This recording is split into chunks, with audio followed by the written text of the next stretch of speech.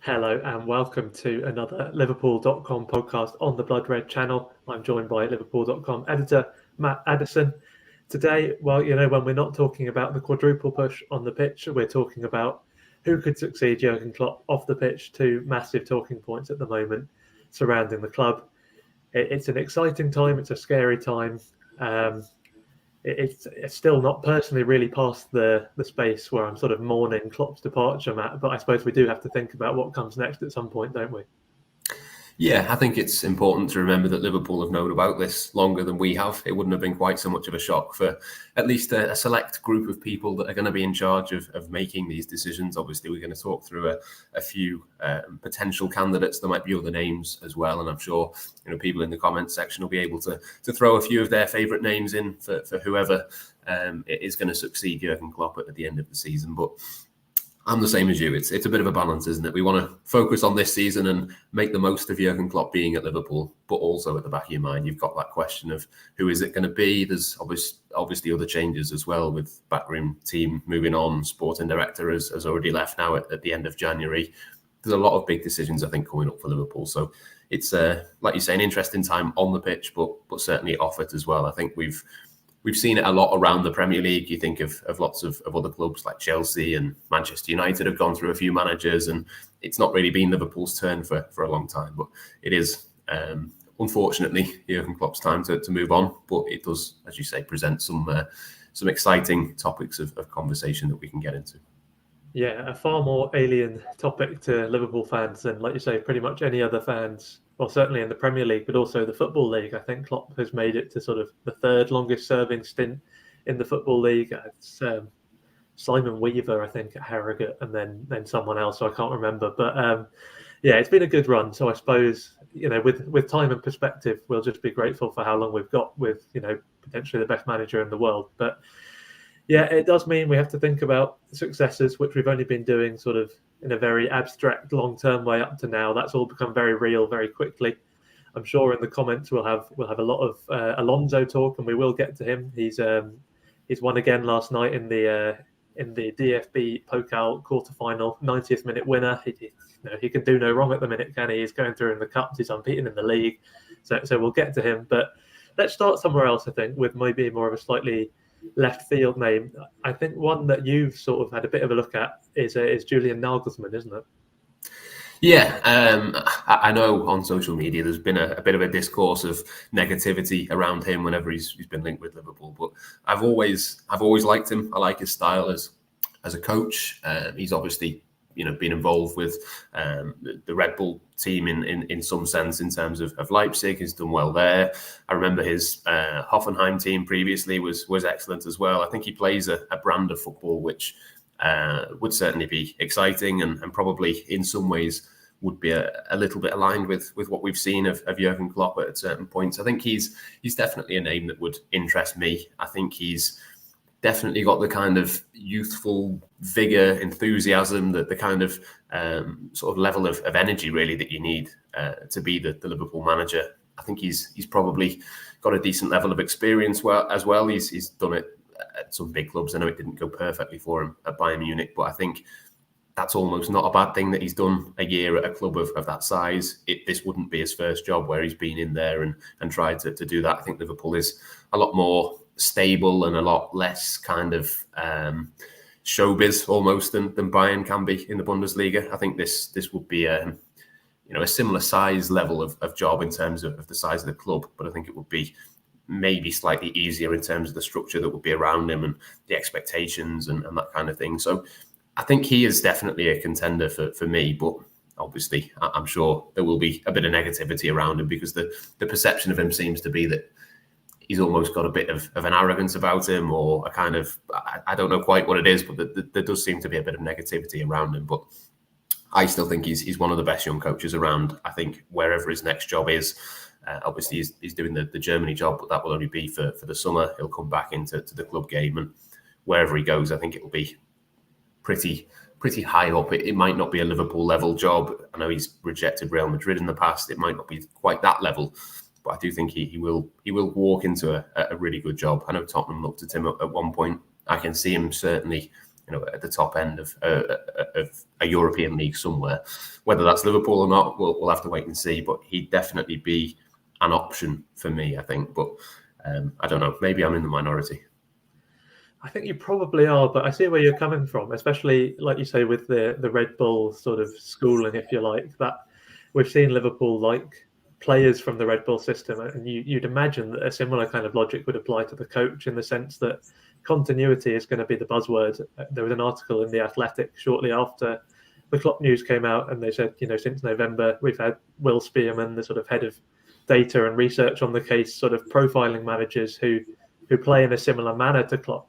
And I suppose that's where maybe Nagelsmann has an edge over some of the other names that are floating about. It does seem like he'd be, not quite the continuity candidate. He does do things differently, but there are a lot of similarities in that kind of style of play, in that grounding they've had. So maybe one to watch in that respect. But yeah, it may not be the most popular. And like you say, I'm not entirely sure why. There are positives and negatives to it. And Bayern, you look at Thomas Tuchel, who's come in.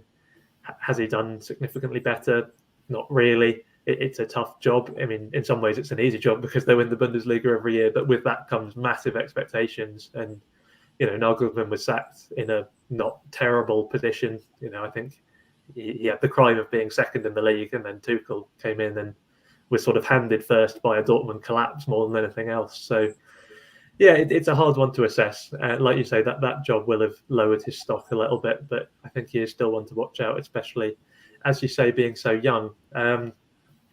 Moving on, though, I mean, we didn't even have this fella on our shortlist to discuss originally, but given the sort of war going on in the comments, I do feel the need to briefly address Ange Postecoglou. I mean, you mentioned Spurs there as having briefly looked at Nagelsmann. Of course, they ended up with Postecoglou in their most recent manager search, and it started pretty perfectly, didn't it? 3 Manager of the Month awards on the bounce. I think Klopp and Conte are the only ones who'd ever managed that before, and Postecoglou was the first to do it in his first 3 months in charge. It's maybe gone a little bit off the boil since then, but he certainly made Spurs look like a much more impressive side, hasn't he? Yeah, I mean, they've definitely improved, but they do have a team which should have been doing better than what it was. So I think he's kind of got them probably closer to where they should have been, which is obviously, a positive compared to the managers that they've had in the past. I think he's somebody that is clearly doing a good job. I think he certainly at the start of the season, people seem to warm to him. I do wonder if he was the Liverpool manager, whether the short, snappy responses to some of the questions he gets in interviews and almost the borderline sarcastic comments that he comes out with at certain times, I wonder whether those would go down quite as well if he was in charge of Liverpool compared to Spurs. I think there's definitely a case for him. I can understand why people like him and people have warmed to him, but again, he's another one that, this would be a big step up for him, even having done Tottenham for a season to then go to Liverpool. It would be very hard for Liverpool to get him out of that job. I don't think Tottenham would want to lose him, but also I think it would be a big step up. I think a lot of the arguments against Nagelsmann was he hasn't done it at top club yet. Well, you can probably apply that to Postecoglou as well. So I'm not massively convinced that he would be an option really for Liverpool, but I don't know. Maybe it could be, but I've been less of a fan of him compared to a lot of people have. It wouldn't massively fill me with confidence in terms of sort of Liverpool taking a step up. There's clearly a gulf, I think, between Klopp and him. And okay, you can say that for every candidate that there is, because there is obviously going to be a step down in some respects. But I don't know what it is, but I just can't. I can't really see it, to be honest. I know he's a Liverpool fan, but so am I, and I'm not in the running. Yeah, I think it's an interesting point you make about the press conferences. It sort of takes me back to the early Klopp days at Liverpool. It's easy to sort of forget now, but he was a bit of a media darling, wasn't he? I mean, a lot of fans of other clubs kind of, they didn't necessarily warm to him in the same way as Liverpool fans, but they liked him as an addition to the league. And then as Liverpool got more successful, that sort of went out the window. So it'll be interesting to see with Postecoglou if he does sort of start really winning things with Spurs. Maybe the kind of love-in ends a little bit. But no, I think I'm probably warmer on him than you are. I do. If he was the one Liverpool went for, I'd definitely be happy enough with that. But I agree logistically, even though he's a Liverpool fan, I don't think necessarily getting him out of Spurs would be the easiest thing. He's also, he's been around a lot, which isn't a bad thing. But, compared to someone like Nagelsmann, he's got a lot more miles on the clock, which people seem to forget because he's new to a sort of top 5 league. But I suppose if you're sort of planning that kind of dynasty again, because in FSG's ideal world, they'll have someone else come in for the best part of a decade or more. You would have thought it's worked well with Klopp, and if they can find the right candidate to do that again, I'm in no doubt that they will. So maybe there's question marks over whether Postecoglou is that kind of figure. But interesting comment that was brought up there in terms of the ages, which is sort of tallying with what I said. We'll move on to one of the other ones. Let's stick in the Premier League for now with Roberto De Zerbi. He's another one who's really impressed since coming into the Premier League, who's sort of maybe wouldn't have been on anyone's radars until sort of picking up that Brighton job, but has certainly put his name in the frame, hasn't he? Yeah, I've definitely been impressed with him. I think tactically he's very good, very innovative. I think there's maybe a little bit of a question mark about how big a step up it would be.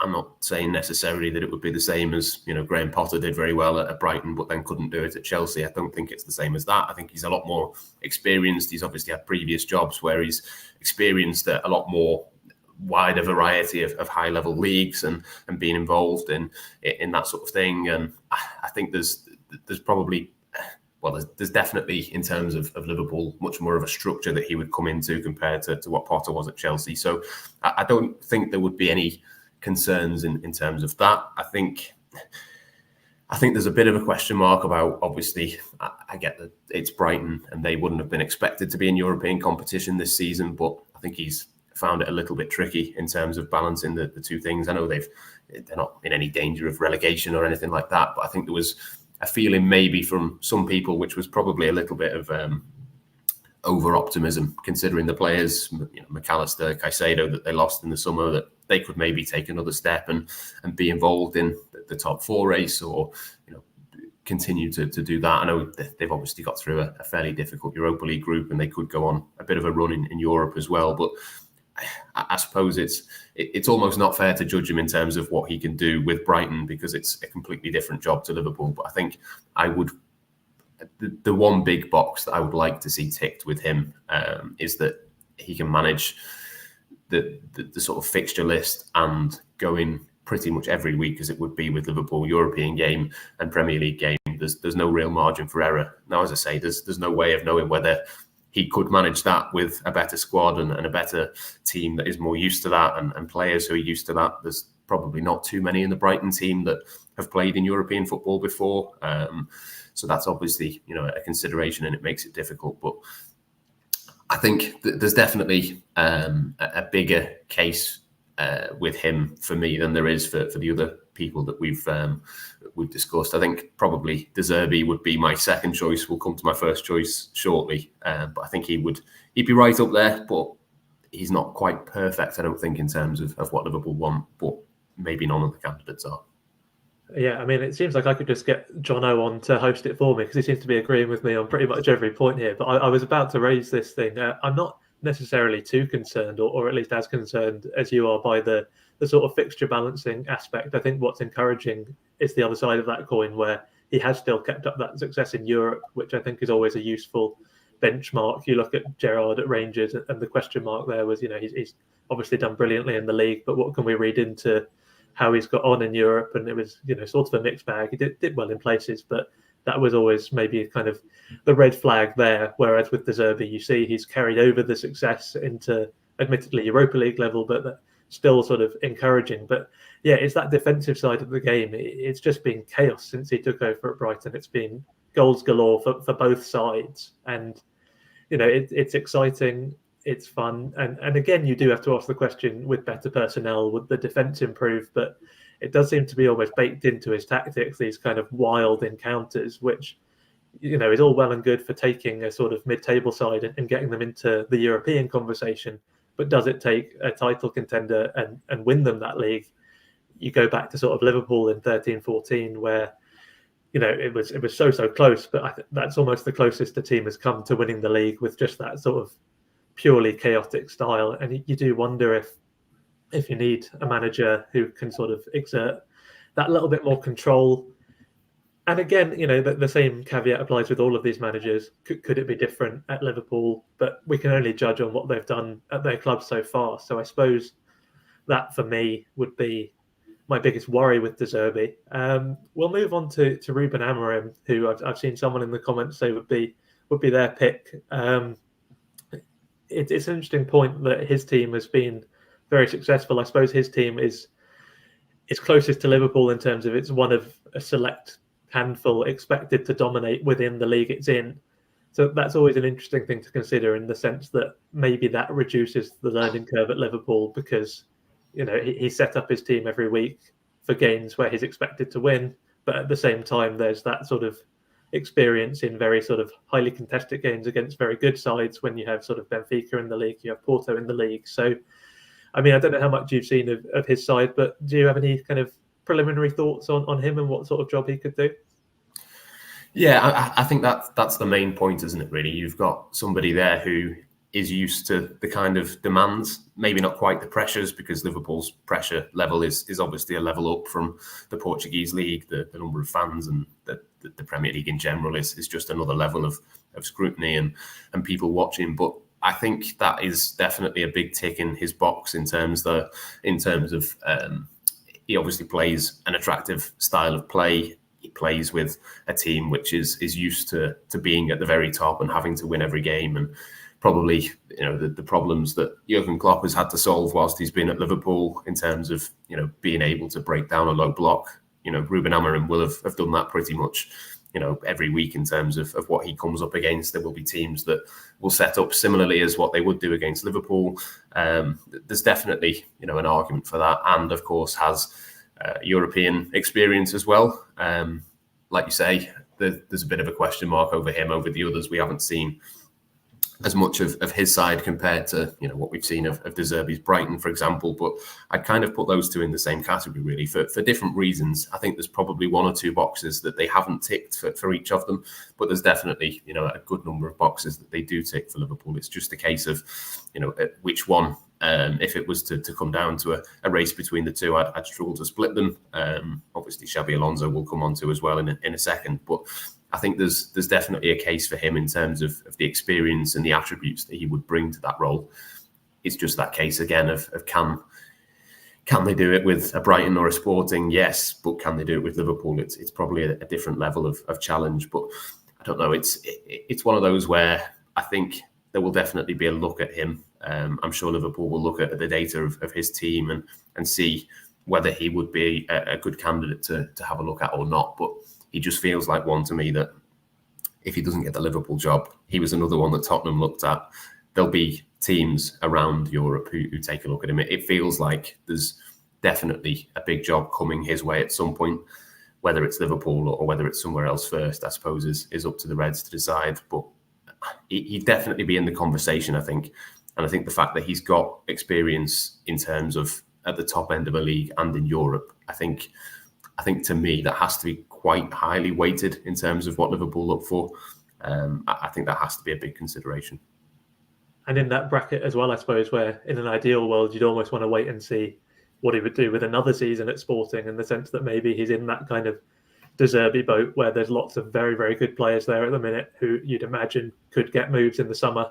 So it's always that sort of weighing game of how much is the coaching, how much is just the quality of the players at his disposal. I mean, we've seen both at the centre-backs linked to Liverpool, haven't we, Inacio and Diamande. So, yeah, if they moved on, it would be interesting to see how Amorim fared. Not to say that he wouldn't continue to do very well, but it's an interesting one, and one that Liverpool won't be able to have the luxury of looking at, because, of course, whoever comes in will need to be in the summer. But I think we've avoided him long enough. I think it's time to get to the people's favourite, and I think probably both of our favourites, Xabi Alonso.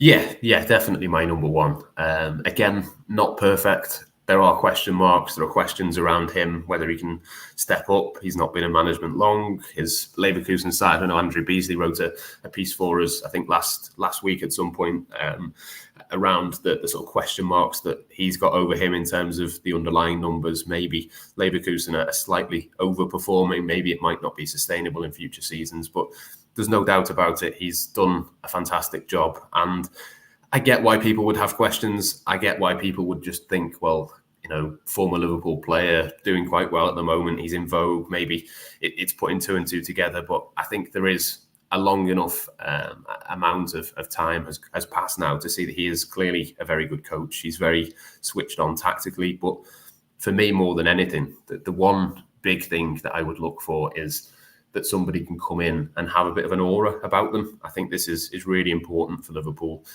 Jurgen Klopp has been able to kind of be the figurehead of a massive football club, which I think is really, really difficult to do. Obviously, Alonso has an aura for a different reason to Klopp. He's not done it at the top level of management, but he's done it as a player. He's won World Cups, Champions Leagues. He's played for huge teams. I think Xabi Alonso is the only candidate on the list that we've spoken about that would come into Liverpool and instantly have the respect of everybody, whether that's players, fans, whether it's potential transfers.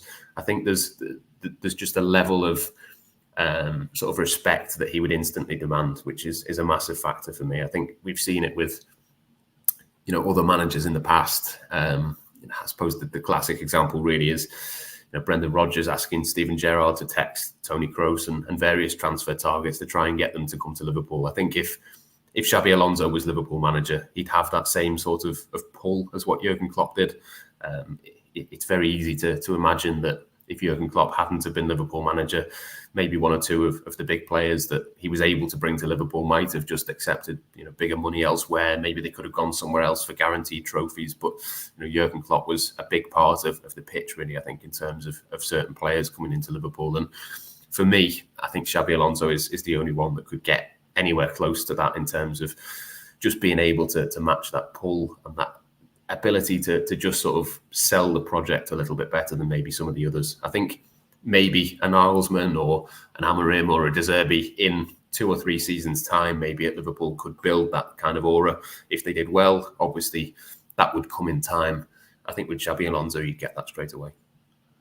Yeah, and I've been sort of banging this drum for a while, but it's not just the sort of Leverkusen record that stands out. We're not looking at this kind of 1.5 season wonder, if you like. It's even if it was that, it would be very different to Gerrard because of the levels that it's been happening at.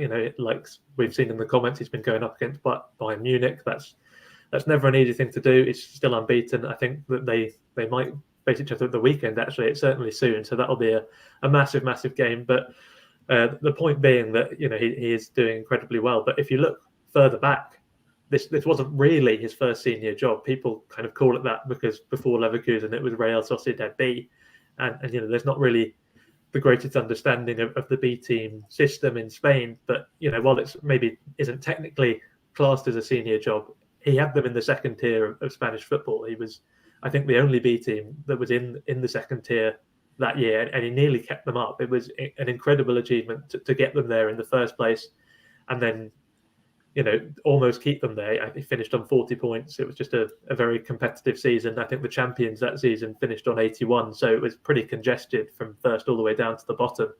And even if you don't consider he was at a senior team at the time, he was competing against senior teams and very much holding his own. It didn't come out of nowhere that Leverkusen decided they wanted to hire him. He had a very respectable track record before then. So, what he's gone on and done since then is another level altogether, and that's the last thing I think Liverpool needed to see. Like you say, that he can do it at the top level. He commands respect of top level players, and the tactics translate to a high level. So yeah, I think there was a telling comment that I saw from somebody that he'd be the top candidate even if there was no Liverpool connection. I think it was Ollie who said that in the chat, and I think I agree with that, because you look around and it's not like there's a Klopp equivalent. When Liverpool hired Klopp, it was just like, well, if we can get him, it's a complete no-brainer, because he's got almost 15 years of track record at this point. He's won the Bundesliga. He's got to a Champions League final,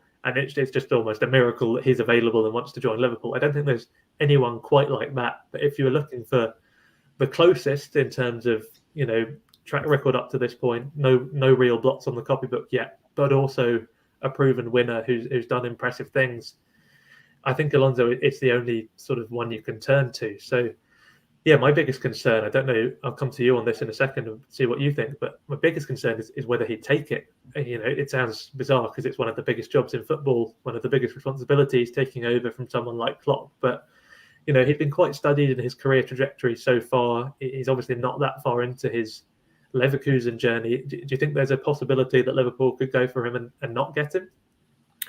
I mean, it's possible. I've seen a few people discussing this. I think, for me, if he wins the league this season, he's never really going to match that achievement again. I think it's the right time. If he wins the league this season, you'd imagine that Bayern will be back next season. I know there's maybe an argument to say, well, let's see what he does in the Champions League with Leverkusen next season. Obviously, ideally, that would be the case, but Liverpool don't have another season to wait. Jurgen Klopp's leaving at the end of this season, not next season, so they can't wait and see what happens. So for me, I think it's a case of if Liverpool offered him, I don't think he would turn it down. I think he's at a point where he almost would have more to lose by staying at Leverkusen. He's done so well to this point. If he does another year and finishes third, suddenly the perception of him isn't quite as good, even though that shouldn't necessarily be the case. It just feels like the right time, particularly if they win the league. But even if they fall just short, I think it's not necessarily something that he would turn down. I know he's been careful in terms of his moves in the past. He's not wanted to move too quickly. He's not wanted to jump into things, but I feel like he's ready. He will probably look at Liverpool as a bit of a safer option in terms of a jump up as well. I think, to go to Real Madrid would be one thing. To go to even a Bayern Munich, as we mentioned at the start, there's certain clubs where it would kind of be a little bit more chaotic and a little bit more of a risk. I think with Liverpool, there's a bit of a feeling really that as much as it's all changed this summer, there's at least an ownership and a kind of structure in place that you can come into and work within. It feels like there's a bit more continuity and a bit more of a longer term approach than maybe some of the other places. But I think if I was him, I'd certainly be thinking, let's win the league this season, go out on a high and get the Liverpool job at the end of that. But yeah, I can see why some people might think that. But I personally, I think if he was offered it, I think he would probably struggle to turn that down.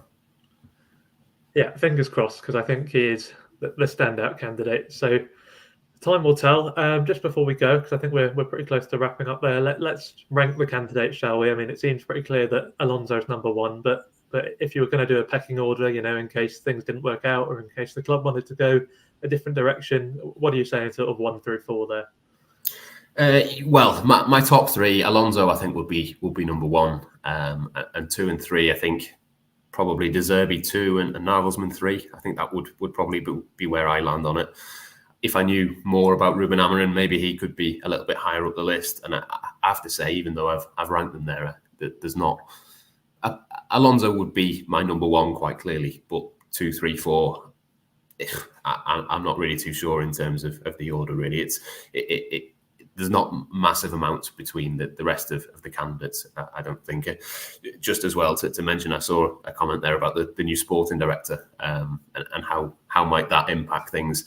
I think that would definitely be something that I would look to sort out first. I think if you get a sporting director in, or certainly lined up for the end of this season, and Liverpool know when that's going to happen, maybe then that will give us a bit of a hint as well. I can't remember the guy's name, but the guy at West Ham that has been linked with Liverpool as a sporting director candidate, obviously. Tim Steidten, I think. Yeah, that's the one. He's obviously worked with Xabi Alonso as well in the past, so maybe something like that makes sense, where you do one and it leads to the other. But yeah, Alonso number one, the rest, I've put them in an order, but I'm not massively bothered. What about you? Yeah, I think when you try and order them like this, that really sort of rams it home that there is one standout candidate, because it's Alonso and then it's much for muchness. I think, gun to my head, I'd maybe put Amorim a little higher than Nagelsmann. I'm in that camp that you mentioned earlier, who are sort of a little bit unsure about Nagelsmann with no particularly great reason. It's just doesn't give me the vibes that I want. But, at the same time, if it was Nagelsmann, I've seen enough from him to sort of trust that the club knows what it's doing and that it's sort of backed up by the data. We know that they've been running the numbers. So in terms of what will keep as much continuity as possible. So, yeah, it's one of those. I think any of the four that we've mentioned, or five, I suppose, if you want to throw Postecoglou in the mix, you would look at and think, well, it could work out. But the one where you think, yes, this is the right appointment is Xabi Alonso. So I think all we can do is hope for that. And like you say, maybe that's alongside his former sporting director, and maybe with those two, we bring in a couple of Leverkusen players as well. A bit of a Florian Wirtz. Don't think anyone would turn down. So that'll be one to watch. But let's not get too ahead of ourselves. There's plenty to sort out before that happens, and there's plenty to sort out on the pitch before we look at the new manager. So yeah, we've had our chat, and now we'll go back to looking at a potential quadruple push. Well, Klopp is still with us, but all very interesting stuff. I hope you've enjoyed the discussion. Thanks very much for getting involved in the comments. It's been good fun. We'll be back again soon with another Liverpool.com podcast. Until then, make sure to check out all of the content on the site. Thank you very much for watching. We'll see you soon.